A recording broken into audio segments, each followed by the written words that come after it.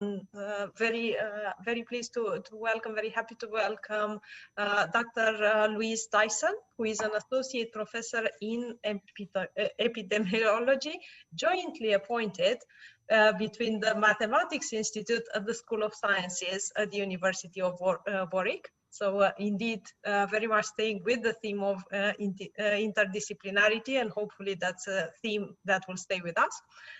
She is also a member of the Zeeman Institute, a cross-departmental group, bringing together researchers from different disciplines to better understand the biological world. Her research interests involve using techniques from mathematics and statistical physics to analyze biological and epidemiological systems. And today, Louise will talk to us on the topic of modeling to inform the UK COVID pandemic response from academic to policy. Over to you, Louise. Very much looking forward to your talk. Thank you. Thank you very much. Thank you for inviting me. Let me just share my screen. I hope that's working. Good. Yeah, so as that was a very nice introduction. Thank you very much. So I'm part of this thing called the Zeeman Institute, which is within the University of Warwick. And I'm also part of a modelling consortium called Juniper, which I'll talk a little bit about. So during the last year and a half, a group of researchers at the University of Warwick have been involved quite directly with the kind of UK government response. So myself, Matt Keeling, Mike Tildesley and Ed Hill are all members of this thing called SPI-M, the Scientific Pandemic Influenza Group on Modelling. So you can see from that that we thought it was going to be flu, but it wasn't flu. So this is kind of a modelling subgroup of SAGE. So the structure is really that we get asked questions, maybe from the government, maybe from sort of through SAGE, and we feed back answers back up through SAGE. And the Juniper Modelling Consortium is made up of researchers from 7 UK institutions, pretty much entirely made up of people who are on SPI-M. So this is sort of set up to help us kind of collaborate with each other, but also help us to interface a little bit more with the research community as a whole. So this is the kind of structure. So at the head you have kind of SAGE, and there are 3 main subgroups of SAGE. So this is us, SPI-M.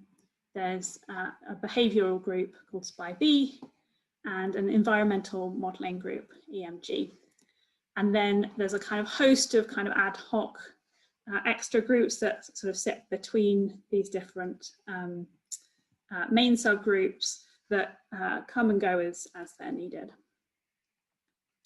So we've been kind of part of this structure for the last year and a bit, and we've been developing lots of different kinds of models to answer direct questions. So Warwick has one kind of main large model, which is this kind of age-structured deterministic model that I'm going to talk a little bit more about. And we use that to answer all sorts of different types of questions. So things like what the R value is, sort of longer term predictions, planning, also sort of more short term and medium term projections. It's been used in thinking about vaccination and vaccination prioritization. So we use it for all sorts of different things. But then we've also got a host of other models that were usually developed in response to a direct question. So the process is very short timescales for a research group. So we'll often get a question maybe on Friday evening, and they're looking for an answer to be submitted by Tuesday evening in time for the main meeting, which is on a Wednesday. So this is an improvement from earlier in the pandemic when the meeting was earlier and we'd be needing to answer questions by Monday. So at least we get some working days in between now. But it means that we're kind of developing new models all the time, just in response to a question. So Warwick has got quite a lot of models now because we keep building them up. So we've got 2 sets of network models, one of which is used to think about workers, and this was developed in response to questions about as we were coming out of the first lockdown and people were kind of going back to work, what was going to happen in response to that, and how much could you kind of schedule people on at different times in order to prevent transmission. That model was then extended or modified to think about a university community and thinking about sort of transmission within universities. We've looked at local spatial spread. So this was looking at these kind of local lockdowns, local sort of levels of control. We thought about circuit breakers and this kind of bubbling idea that you can have kind of controlled bubbles of people that might be interacting with each other. We have a secondary school model, and more recently we've been looking at modelling of variance. Now I'm sure I've missed out tons of stuff that I've forgotten about, but that's a kind of list of things that we've done. And today I thought I would talk a little bit about this kind of main deterministic model and also about the secondary school modelling. So as I say, all of these things are kind of fed into SPI-M and SAGE, and these are just kind of recent returns that we've given, and these are often collaborations between multiple different institutions within the Juniper consortium. So the larger Warwick model has been extensively used to look at the roadmap to relaxations. Sort of continuously we have these kind of medium-term predictions and nowcasting, so this is things like the R value, which we'll be estimating every week. Thinking about, so this isn't so much Warwick actually, this is more sort of Juniper, thinking about risks of vaccine escape, school testing, so all these sort of different things. So as I say, I'm going to talk about this kind of ODE model. We'll talk about the short-term forecasting and what it's used for, and then I'll go through kind of schools testing. So this is the model, and this is the kind of original form of the model. It keeps expanding as we bolt on extra things that we find that we need, but this is the kind of initial idea. So it's a compartmental model. So we divide the population up into lots of neat compartments, and we say that everybody is in one of these compartments at any particular time. So you might be susceptible. You can be susceptible, so you've never been infected, you're not infected now. You can be exposed, which means that you have you've been infected, but you are not yet infectious to other people. We have 3 exposed classes, which is just a kind of technical detail too, because these kinds of models inherently assume an exponential waiting time in any particular class. And we know that that's not quite right for an exposed class, so we kind of string them together, which gives you a kind of more peaky distribution of time, so you don't end up spending a really long time in the exposed class before becoming infectious. Okay, but you do eventually become infectious, and we then have 2 different ways you can go. So you might develop a kind of detectable infection, so you think of that like as having symptoms basically, and if you develop detectable infection, there's some likelihood you might need to go into hospital, you might have to go into ICU, and you might unfortunately die. Or you might not develop any symptoms at all, and you would come into this undetectable infection state. And undetectable infections are generally less infectious than people with lots of symptoms. This is this kind of tall parameter here. And eventually you recover from your infection and you are no longer able to become infected anymore. So we put you into a removed class. Now, all of this is dependent on your age.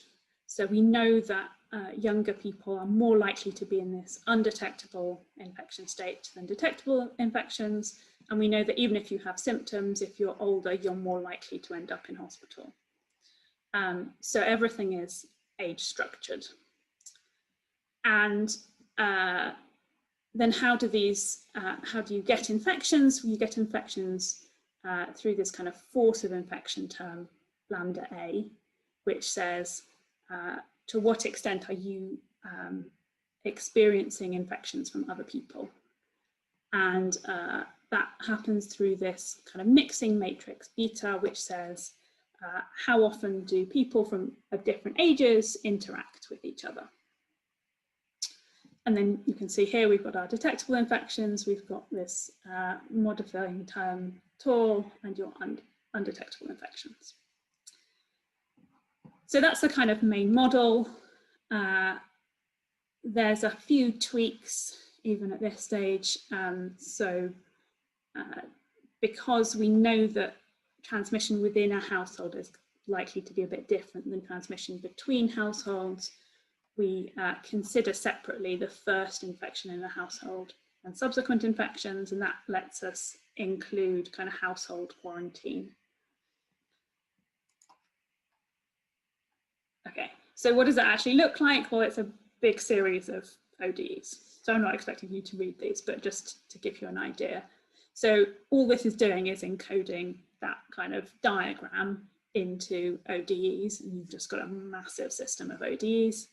And as I've written here, it's sort of growing because as you get new tweaks and new difficulties, you kind of add in some more classes. So for example, when the Kent variant arose, we ended up sort of doubling our number of ODEs because now we have a set for the original variant and a set for the new variant. So it sort of gradually expands. Okay, so all of this is useless unless you can fit it to some data and make it kind of relevant to your population. So what kind of data do we have? We have regional data, so we fit at a regional level. So there are 7 regions in England, and then we fit the devolved nations as kind of separate regions in their own right. And they're kind of a similar size to a UK region population size. And then we've also got empirical data that says things like how long does it take you to go from getting symptoms to ending up in hospital, if you're going to end up in hospital, and what's the likelihood that you're going to end up in hospital, those kinds of ideas. And then we fit to the data to get the kind of the other parameters that we need. And we match weekly because your kind of infection rates essentially change week on week. So, you know, when you go into lockdown, of course, that changes your infection rate. So we have a bunch of different data sources, and these have pros and cons, each source. So this is quite an early fit. You can see we're sort of still in 2020 here. I'm just fitting to one wave, but of course I could make the same plot now.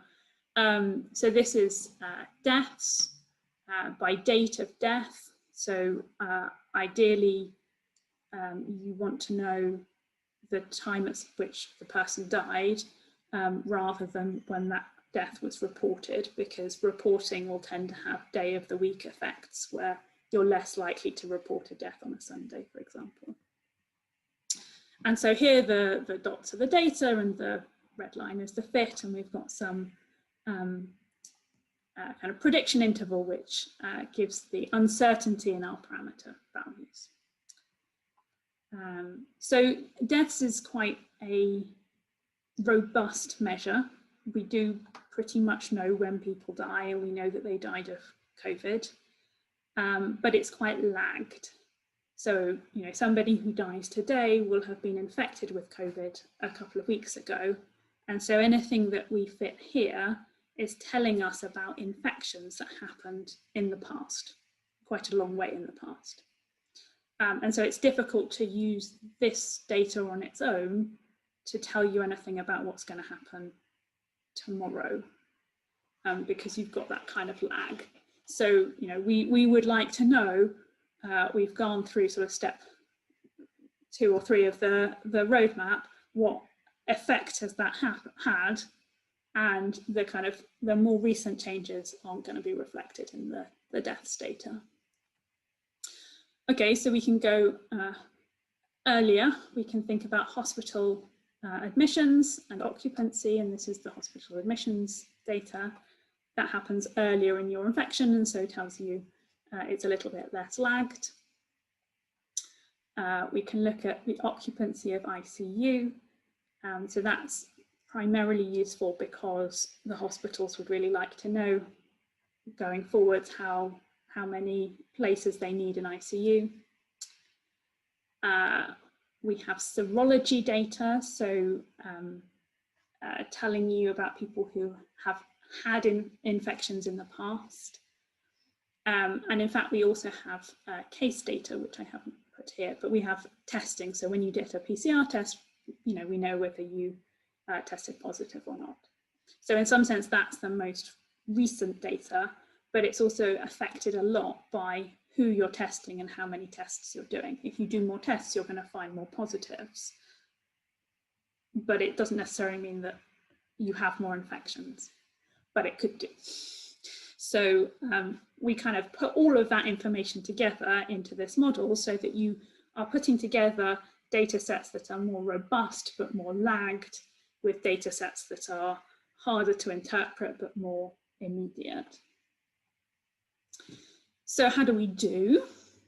So here we have this sort of hospital admissions data set over time, and each dot is a data point. This is for London. And then we're just plotting the forward prediction of the model from that date. So the color is just essentially when that simulation took place, whether it was a long way in the past or more recent. And you can see that, you know, as we get more recent, we do better. And that's partly because we get better, but it's also partly because this turning point is really hard to predict. So something where the curve is just decaying exponentially is a lot easier than anything where things change. So what happens is that we will submit our predictions to SPI-M, and so will lots of other groups, and they get combined into a kind of joint estimate. And these are the joint projections predicted on different dates. So you can see the red dots are the data up to that date. So we would have probably not quite those last few points, but we'd have most of this data and we'd make a prediction. And the blue line here is the kind of combined prediction. So you can see that we did quite well. So the data as it actually happened lay pretty much on that line. Now I may have picked a nice set of projections that worked well, but we're generally pretty good at predicting things like hospitalizations and hospital occupancy, which is really useful for the NHS, that they can kind of see a few weeks in advance what they can expect to get. Okay, so we also produce a value for R. So R tells you the average number of new infections caused by a single infectious case. and it varies over time. And there are different ways that you can estimate this. So yeah, this is just two of them. You can do it in all sorts of different ways. So there are also sort of more statistical models that go into SPI-M. What we tend to do is to estimate what this growth rate is. So how are your number of infections going to change over time going forwards, and convert that into a value of R. But you could also just use your model, and that gives you a kind of analytical idea of what R should be. So the different groups produce different estimates, and the different colours are the different estimates, and then there's a kind of combined estimate here. So this is that week's, this is not for now, this is for a while ago. That was that week's combined estimate, and you can see the kind of previous estimates going back in time there. So we can use the model to estimate these sorts of things, and we can estimate R, and R has become very kind of important in the sense that it's reported a lot, and it is quite important, but it doesn't tell you everything.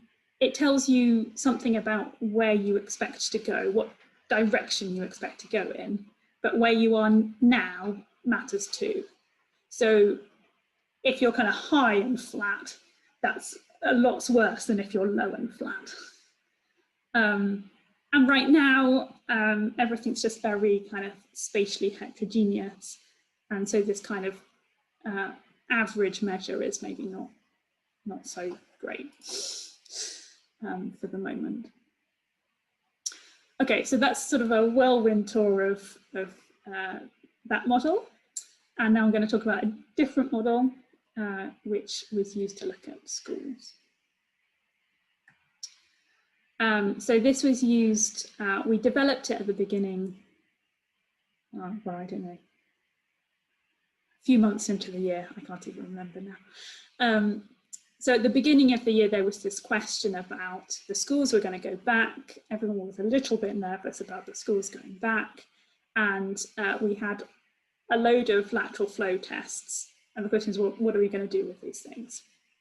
So the proposal was that we were going to have lateral flow tests in the week before they went back to school. And then every week, students were going to take these tests. And we were going to change strategies. This is the bit that didn't really happen, but we were going to change strategies from pre-Christmas, when a student tested positive. So they got symptoms and they went and got a test, a PCR test, and they tested positive. Then you would isolate students in their bubble for 10 days. And the proposal was, well, maybe we should change to a strategy where instead of isolating those kids, we would instead say they should take daily lateral flow tests for 7 days. So every morning you would get up, you would do your lateral flow test, and if it was negative, you could go to school. So that has an advantage, which is that more kids end up in school, because rather than isolating because their friend tested positive, instead they're going to test and still be able to go to school. It has a disadvantage because more kids are going to school, and that means that in principle there could be more infections happening, because sometimes you're going to test negative on an LFT test and you're actually going to have an infection and be infectious. So we wanted to compare the different proposed strategies. What does that do? What does that do to infection? What does that do to the number of kids that are able to be in school? So we made a model, because that's what we do. So we have a stochastic, discrete time, individual based model, and we sort of step through time day by day. We have 5 year group bubbles of 200 pupils each. They mix randomly within their bubble, and in the baseline model we assume no transmission between the bubbles. And we've got a kind of assumed distribution for how long you will incubate for and how infectious you will be over time. got a constant external force of infection, so there's sort of infections happening outside of the school, that's constant. And then we have some rate of asymptomatics, and we make some decision about how infectious those asymptomatics should be compared to symptomatic people. So there are these two different tests. You've got lateral flow tests, which is sort of like a pregnancy test type thing. You've got a kind of stick and you do a swab and you put a sample on your stick and you get an answer right there and then, versus the PCR tests, which is what you would get if you had symptoms and you went to go and be tested. That gets sent away to a lab and you have a kind of a result from that. So the PCR tests are more sensitive in that if there is some virus there in your sample, the PCR test will likely pick it up. And this is showing your kind of probability of getting a positive PCR test over time since you're infected. And there's a similar sort of distribution for your lateral flow test. So it's time varying. The lateral flow tests are less sensitive in that there will be people who are picked up on a PCR test, but not on a lateral flow test. But if you are at your kind of peak infectiousness, you're giving out the most virus, you're still pretty likely to come back positive on a lateral flow. So it's unclear that these people at the end of their infection, at this end tail, who are coming back positive, are really all that infectious.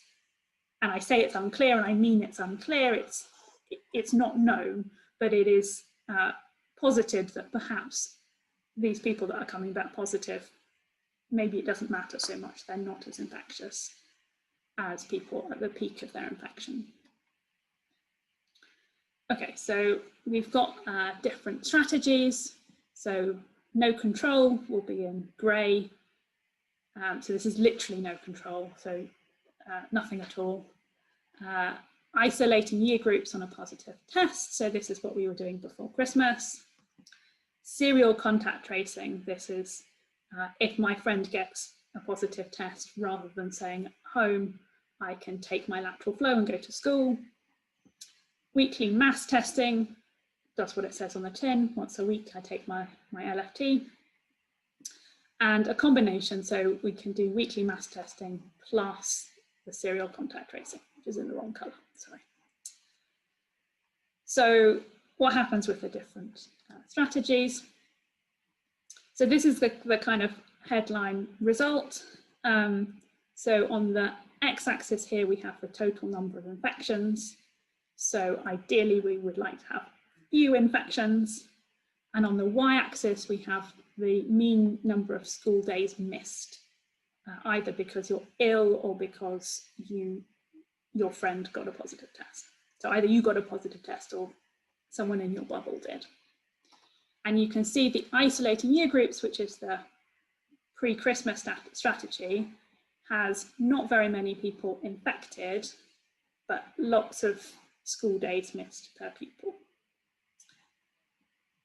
Whereas serial contact testing and weekly mass testing have this kind of tail going out to the right there, so you have more infections, but you miss far fewer days of school. And the combination is quite nice. You end up sort of in the left-hand corner where you want to be. And this is just another way of saying the same thing. So you can look at the distribution of number of infections, and you can see that no control, you end up with lots. And isolating year groups, fewer than contact testing or weekly mass testing on their own, but the combination is pretty good. And the number of school days missed is very large if you're isolating. So what's the drawback of doing the combination strategy? Well, you end up doing lots of tests. So the number of LFT tests you need per pupil, because every time that their bubble would have been isolating, you're now doing them every day, you have to use lots of tests, which isn't great from the point of view of you have to have lots of tests, but also from the point of view of your kid has to stick something up their nose quite a lot, and that's not very nice.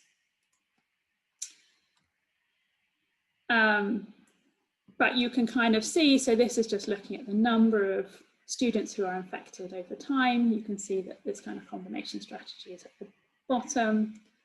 And you do better, you kind of, your serial contact testing gets kind of better as it goes, as time goes on.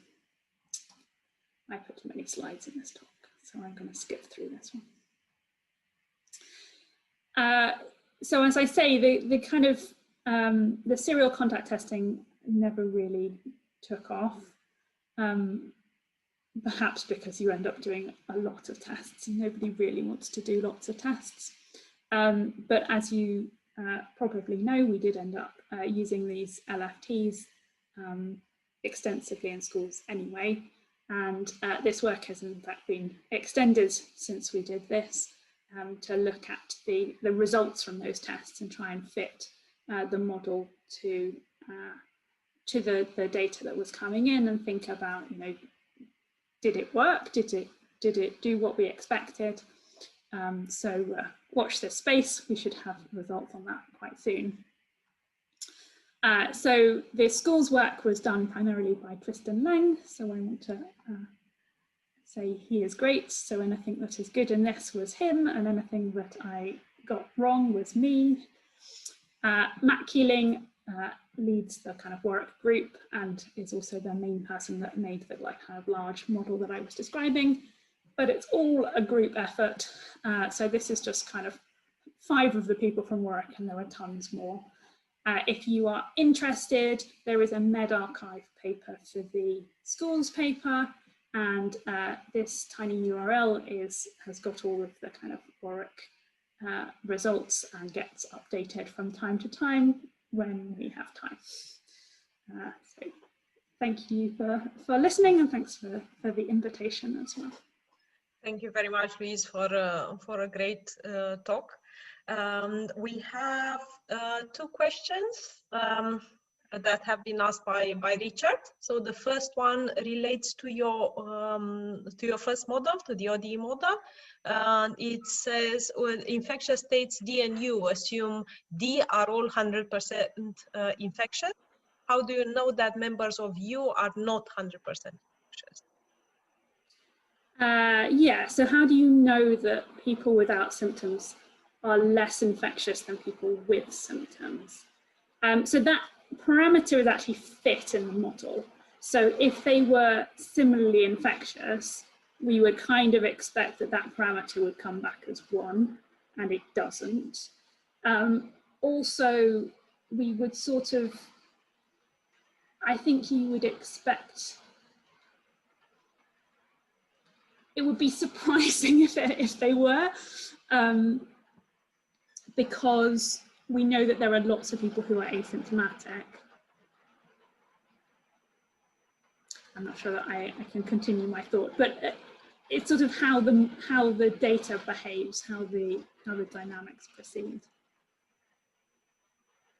Thank you, Louise. And one more question from Richard, referring to your statement that the lag in the death stats means that what happens today cannot tell you what is going to happen tomorrow. Richard argues that that would not be exactly true. It is only hard to predict if you are not sure how effective measures implemented during the lag period have been. If no measures have so far been implemented, e.g. prior to March 26, 2020, in the first wave, then it is safe to assume that the fitted curves will evolve according to the estimated parameters on that date. So more of a comment, I guess, on whether the death stats is a lag measure or not.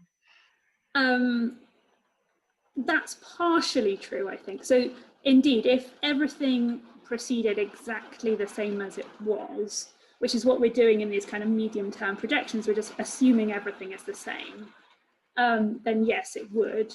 I guess the reason I hesitate is that it's not just what the government implements which can change things.